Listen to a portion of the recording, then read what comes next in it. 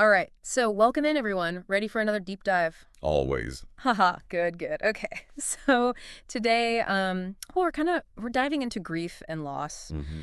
and wow, we've got, a whole stack of sources for this one. We've got excerpts from grief counseling materials, a book on life after loss. We even have an art therapy guide, believe it or not.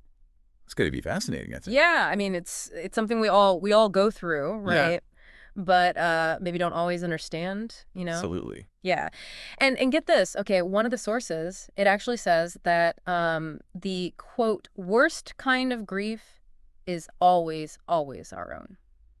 Hmm. How can that even be true? And then like is it really better to, grieve openly like even if it feels kind of messy? Yeah. So many questions. Yeah, it is fascinating, isn't it? Like grief is this universal experience, Right. but the way we grieve, what we grieve, and how long it takes is so intensely personal. One of the first things that struck me in these sources is this idea that the way out of grief is through it. Yeah, that almost sounds like a challenge, doesn't it? Like, wouldn't we wouldn't we want to avoid that pain? Like, if we could? Of course. I mean, it's human nature to want to avoid pain. Right, exactly. But these sources really emphasize that trying to bypass grief or rush through it or just wait it out, it can actually make it stick around longer. Oh. They even compare it to, like holding a beach ball underwater. Yeah, yeah. Eventually, it's going to pop back up Hmm. and probably with a bigger splash than if you just let it float. Oh, I like that visual. Yeah, that makes total sense. And it reminds me of this diagram that we have. It's called Dynamics of the Grief Process, Yeah. and it shows like this roller coaster of emotions, like shock, guilt, anger, even relief sometimes. Mhm. So, is the idea that experiencing all of those feelings, even the really tough ones, is actually a sign that that we're processing things in a healthy way? Exactly. Exactly. Okay. It really highlights that grief isn't this straight line from sadness to acceptance. It twists and turns. Hmm. And those intense feelings, even though they're hard, they're part of how we move through it. One source even tells this story about a client who told their therapist, "I feel worse than when I came in." Wow. And the therapist's response was, "Good for you."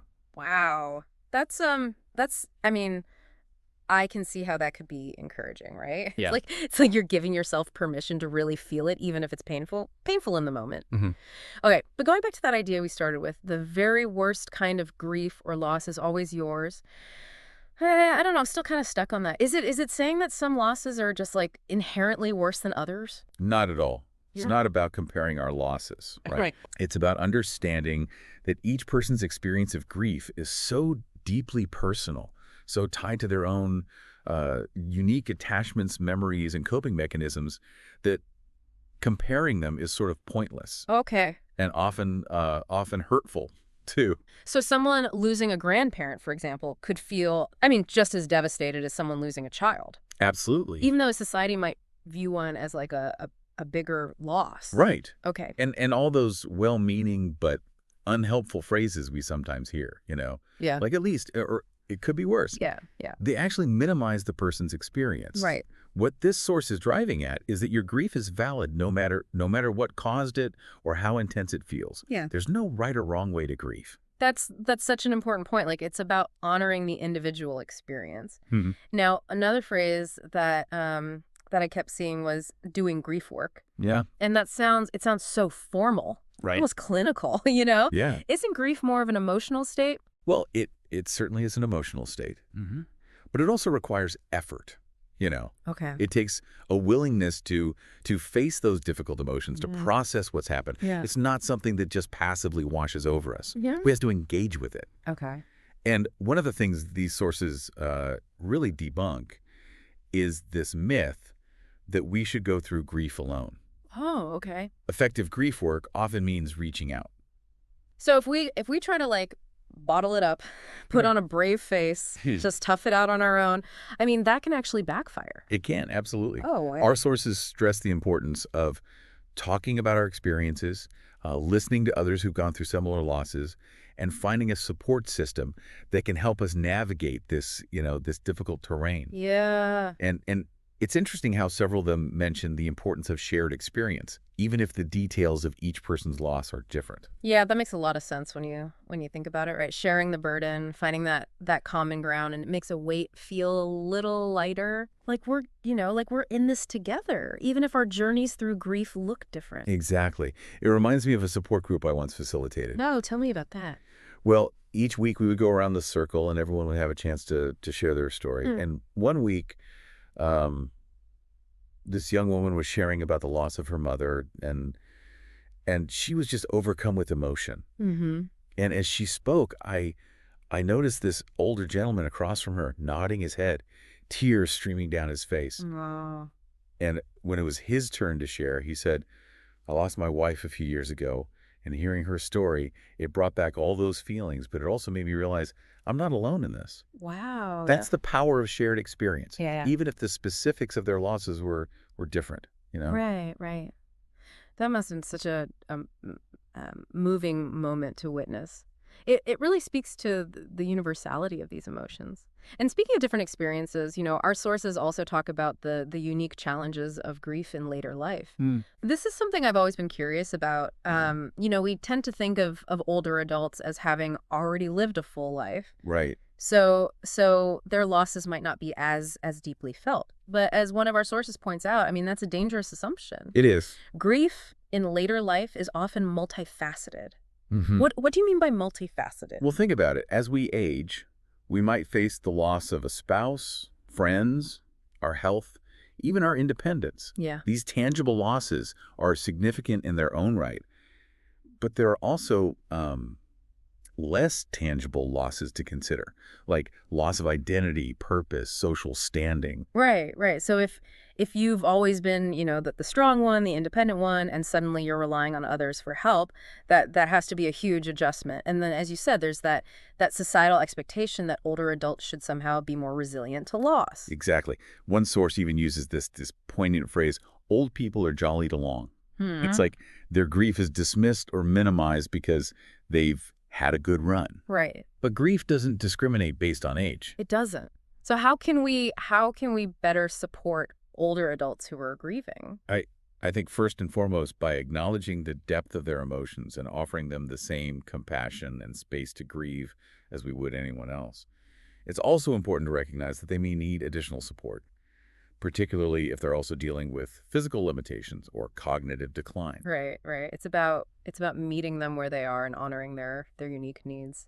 Speaking of support, one of our sources has this really cool visual metaphor. It's called the trampoline.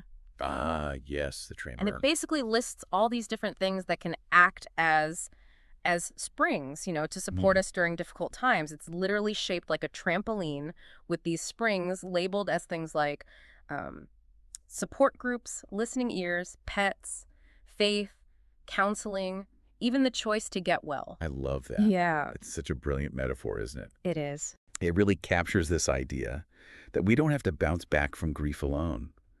There are resources, people, and practices that can provide that support, even if it's just a little bit at a time. Mm-hmm.